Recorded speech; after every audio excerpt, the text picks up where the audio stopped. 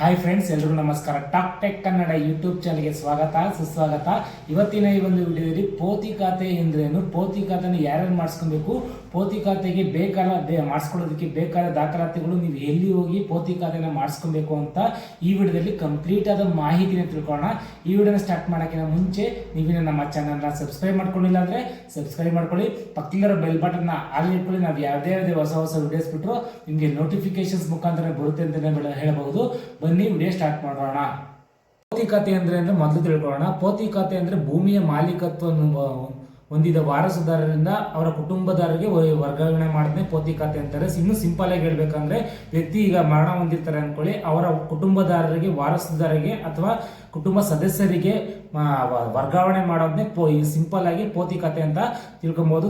ಪೋತಿ ಖಾತೆ ಏನಕ್ಕಪ್ಪ ಇಂಪಾರ್ಟೆಂಟ್ ಅಂದ್ರೆ, ಈಗ ಪೋತಿ ಖಾತೆ ಮಾಡಿಸೋದ್ರಿಂದ ಈಗ ಹಿಂದಿನ ಜನರೇಷನ್ ಇಂದ ಮುಂದಿನ ಜನರೇಷನ್ ಅಂದ್ರೆ ಈಗ ತಂದೆಯಿಂದ ಮಗನಿಗೆ ಬರ್ಬೇಕಾದ್ರೆ ತುಂಬಾ ತೊಂದರೆ ಆಗುತ್ತೆ. ಆದ್ರಿಂದ ಇದು ಪೋತಿ ಖಾತೆ ಮಾಡಿಸೋದು ತುಂಬಾ ಇಂಪಾರ್ಟೆಂಟ್ ಆಗಿರುತ್ತೆ. ಈಗ ವ್ಯಕ್ತಿ ಮರಣ ಹೊಂದಿರೋದ್ರಿಂದ ಅವರ ಹೆಸರಲ್ಲೇ ಪಾಣಿ ಇರೋದ್ರಿಂದ ಈಗ ಮಗನಿಗೆ ಬರಬೇಕಾದ್ರೆ ತುಂಬಾ ತೊಂದರೆ ಆಗುತ್ತೆ. ಆದ್ರಿಂದ ನೀವು ತುಂಬಾ ಇಂಪಾರ್ಟೆಂಟ್ ಆಗಿ ಪೋತಿ ಖಾತೆನ ಮಾಡಿಸ್ಕೊಬೇಕಾಗುತ್ತೆ.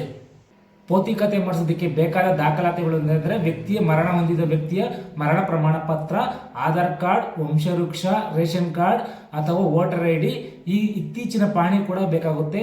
18 ವರ್ಷದ ಮ್ಯುಟೇಷನ್ ಕೂಡ ಅವಶ್ಯಕತೆ ಇರುತ್ತದೆ.